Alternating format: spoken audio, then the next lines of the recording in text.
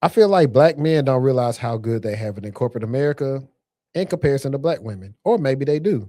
Almost every black woman can tell you multiple stories about us fighting for our lives at work, and I've almost never heard them share similar experiences. It's so interesting to me. And shout out to my dog, Cloud Tech Big Up. Shout out to Big Unc. He said you could have did an easy search on YouTube of black men having it hard in corporate before making this post. You just want friends to trauma bond with at the cost of annoying literate brothers. Okay. And it's some other stuff. Then so the poster she came back, she said, you know what? I thought about this. I'm thinking, are they just not talking about it? But if we're all sharing, what makes y'all not open your mouth and share too? I think men keep things to themselves sometimes because somebody told them they were sensitive in third grade. I don't think that that's the That's nice, case, nasty. but that was nasty nice for That's sure. just like telling me had the day you deserve. That part. This last one, and then we can get into our own feelings, how we feel about it. One guy said, "You all's narratives from week to week change about black men, and it's always inconsistent. First, black men are deadbeat, aren't leaders or educated. We're supposedly broke and always in prison. This week, we're being spoiled by white people in corporate. Get your lives straight." I don't think that we have a fair advantage. Period. If we did, we'd be further ahead. This is why. So the one of the separate episodes that's going to be a live panel episode is going to be about pretty privilege in corporate. I think handsome privilege exists as well, but I think pretty handsome privilege. I ain't heard of it. All I heard about is pretty privilege. No, man, definitely. No, you're. I'm not saying you're wrong. I'm just saying the term you just used. I never heard. Think about how many. But the difference is, a guy could get lucky, and he just know he got lucky. A woman who got lucky think that's like their new standard now. That's kind of where sometimes the issue is. Like, hey, you bag Beyonce when I ain't got lucky. Hey, that don't mean you getting Beyonce every day. Forward, yeah. That just means I hit the shot one time. You ain't gonna hit half court every time. Yeah. But back into just in all seriousness though, and that's why I want to break that down with actual women and maybe some higher managers. We should actually. Would people actually be truthful and say, hey, I know the white men do it. The white men that fetishize y'all definitely are looking to hire nice women. They want them to come on the work trips and the nice women or nice looking women. I know they are, for a fact. They do it all the time. Beauty is skin deep. There's a show on Hulu called Beauty, and this is the perfect time to insert that. If you've seen it, awesome. If you haven't, take a peek. Let's see. Dusty one says women think that men don't go through stuff because men don't talk to vent as frequently. Yeah, because they're gonna say you sassy and grow up. Handsome privilege can work if there's a long lady. I don't know if he meant lunch lady or long. I don't know what he mean by that. I'm gonna assume he say lunch lady in HR. I wouldn't say that. Because sometimes you got to look. Like, for example, if you're gonna be a male model or something, you're gonna have a certain look. You're gonna be a model. If you're doing like retail or something like that. He said lonely. Oh, lonely. Yeah. Maybe. I've definitely heard someone having that corporate look. Yeah, you got the corporate look, the corporate voice. I know in business class, like my first business class, like business 101, the guy told us like, hey, when I had my store, we definitely hired attractive people. I mean, you hire people that are attractive and people that look the part. The look is very important. The look is a part of the opportunity. Let me get into, because I don't really think I have to read much off of this thing. What's my thing? This addressing the double gap faced by black women in the U.S. Economy. And let's see. So I'm just going to comment on some stuff. I'm not going to read this whole thing. So right here, it said this double gap is a result of the intersecting effects of the racial wage gap. Black workers overall earn on average less than white workers, and the gender wage gap. Women overall on average earn less than men.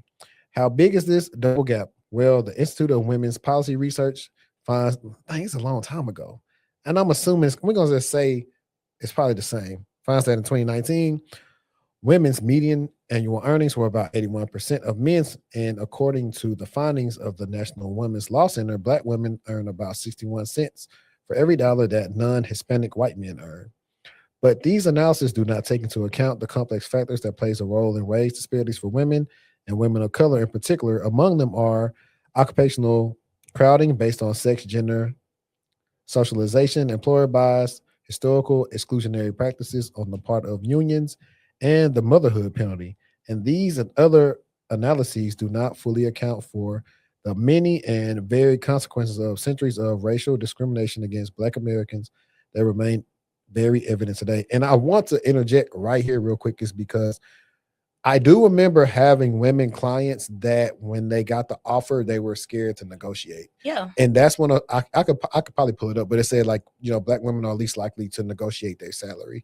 So some of it is that, hey, some of you are not negotiating, your work is not, what you work, what you negotiate. So that's why you also get paid less. And then sometimes they just don't want to pay you. So I know how it go in both hands. So this definitely ain't a saying like, y'all crying wolf or nothing like that. It's like, it's kind of like twofold. Like, do your research. You good enough, negotiate that. Be comfortable with telling them no and go on if they don't get to your number. So back then it said the U.S. Bureau of Labor Statistics detailed the double gap in June 2020, releasing data on average weekly and annual salaries broken out by race and gender. So it said white men earned about $1,100 weekly. So that was around $58,000 annually. Black man was around $828 weekly, which was like $43,000. White women was around $929, which was like $48,300. And it said Black women was $779 weekly, which was around $40,500. And it said this wage inequality by race and gender in a nutshell. I estimate this double gender and race wage gap cost Black women workers approximately $50 billion in involuntarily forfeited earnings, a large and recurring annual loss to the Black community. So that is one. And then I know I had another because it was also on some of the like leadership and stuff for that. Let me see if that. Oh, no, that is it. Okay. But I know I definitely was one to do one about Black leaders. And I thought I covered that before about the percentage of Black men and women leaders that's even in corporate and how small it was. I know that was something that Nicole and I talked about when we had our call a couple of weeks ago. It was like, how many Black CISOs are there even like in Fortune 500s? I want to kind of circle back to that article you were just talking about. This man that I've known for a really, really, really long time. And I know that he has, my best interest at heart when I'm calling and seeking out advice from him. And one thing that he told me being a woman and when it came to negotiating was like, you need to think like a man. He didn't say a Black man. He didn't say a white man. He said, you need to think like a man and you need to ask for whatever it is that you feel like you deserve. All they can say is no. If they say no, cool. Then no is the answer. But you not asking is setting yourself behind further than it, actually has to be. So I think that's just kind of a piece of advice that I kind of want to leave with folks is like, or folks with women, is that don't be afraid to, I don't even want to say be aggressive, right? On folks now. On phone them. But no, I think it's important for us to step out that box. Be uncomfortable, ask for what you feel like you deserve. The only thing they can say is, not the only, but all they can say is yes or no, period. And you move on with your merry little self. No, I agree. Hang on, because there's some new people in here, so I'm finna play this again for them. Bruh, man. What's up, man? Bruh, man need love, too.